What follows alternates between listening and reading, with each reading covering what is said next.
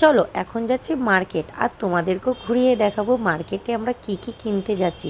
যেহেতু আমাদের ঘরের নতুন ঘরে গৃহপ্রবেশ, তার জন্য সামাল তো কিনতেই হবে। তো আমরা চলে এসেছি পুজোর বাজার করতে। তার আগে কিছু বাসন কিনে নেব, আর বাসন টাসন কিনে আমরা সোজা চলে যাব দশকর্মার দোকানে।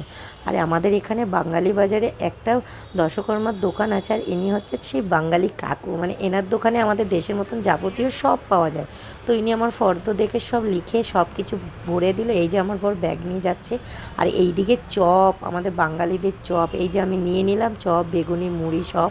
আর এখানে চলে এসি বাসনের দোকানে, নিয়ে নেব কড়াই, তারপরে টোপ, অনেক কিছু নিতে হবে। তো সবটাই নেওয়া হয়ে গেছে, এখন আমরা চলে যাব ঘরের দিকে। আর বাসনের এত দাম কি বলবো। তো সব কিছু আমাদের নেওয়া শেষ, চলে এসেছি ঘরে। আর এই দেখো এত জিনিস কিনে এনেছি, এখন আর আনপ্যাক করছি না, পরে তোমাদের সাথে শেয়ার করবো। টাটা।